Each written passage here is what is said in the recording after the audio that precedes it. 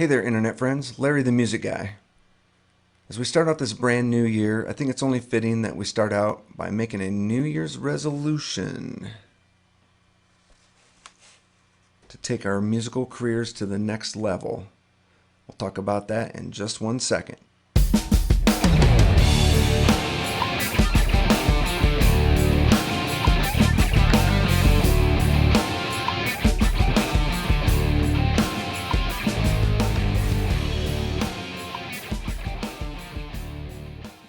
So here we are, 2021, flushing that previous year down the drain, and it's time to make a New Year's resolution. But the problem is that something that we really should do? I mean, how many people really succeed at New Year's resolutions? I've tried them before. It seems like I didn't do very good with them when I just made a resolution. What's the definition of a resolution anyway? It's a firm decision to do or not do something.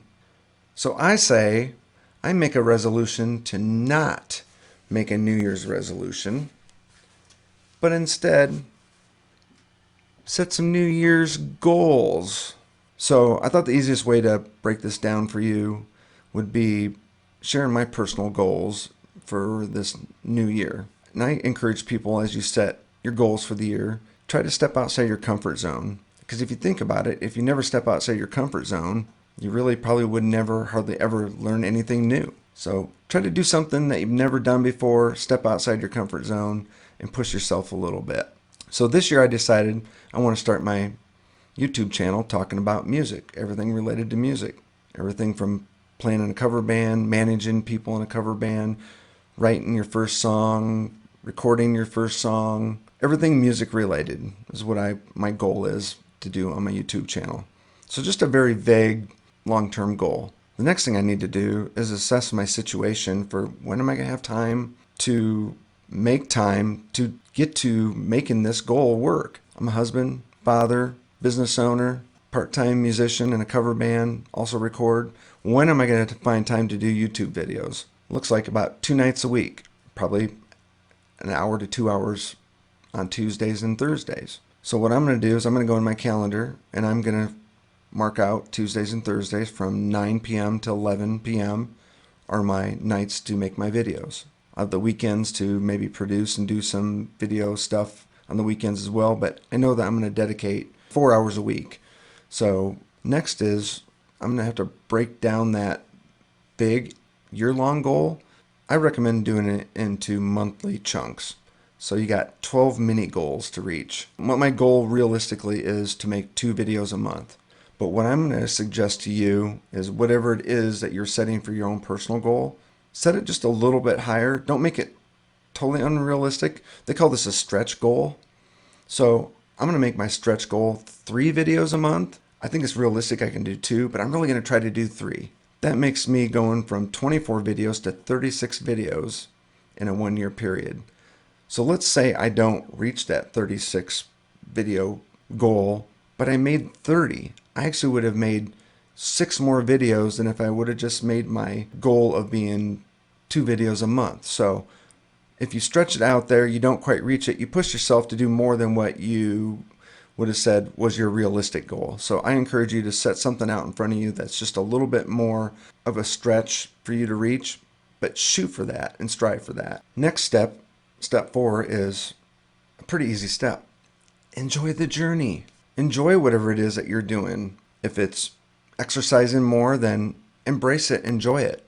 If it's to, write songs and you need to write your first song, after you write your first song, enjoy it. And enjoy like striving to reach your goals. And when you reach your goals, really enjoy it and bask in the success. You need to find some small successes as you go down this journey, this year-long journey of a goal that you have set out for yourself. The next step is a step that's actually pretty critical. As you get going along, you're in month 1, month 2, month 3, you may be like hitting your goals pretty easily. And I say at that point, if you're hitting your goals pretty easily, bump up your goal, push yourself a little bit more. So be ready to make an adjustment. The chances of that are probably a lot less than the next part that could happen is life happens. I've had my mother and father pass away. That throws your world off kilter for a while. You need to figure out how to regroup, get back on pace to try to reach your goals that you set out for yourself. Don't let something derail you. You got to find a way to get back on that wagon. But my main thing I'm trying to point out here is that life gets in the way. Something is going to happen. You get sick. You have to help a friend out. Work just gets too much for you at a certain stretch. You have to decide, is this goal mean enough for me to still find the time to do what I need to do to meet my goals? If not, you're going to have to make some adjustments. Either dial it back or adjust it up. So that's number 5, is that's pretty critical. You got to be able to make some adjustments along the way. And the 6th step, I think, will be probably, hopefully, the most enjoyable part of it all, is looking back. I hope at the end of this year, I look back and I say, man, I crushed it. I set my stretch goal to be 36 videos and I made 30 videos. I'm glad I made it 36 instead of 24. I would have only made 24, or maybe I would have only made 20, but instead I made 30. You need to have a measurable at the end of your goal to see if you really feel like you truly met your goals. And even if you didn't meet your goals 100%, or if you went over and you did 125%, that's great. But let's say you only reached 50% or 75%. That's still a victory. That's still a win. If you did not set that goal, you probably would not have done nearly as much as what you did. Maybe you would have stumbled onto some success, but most people don't.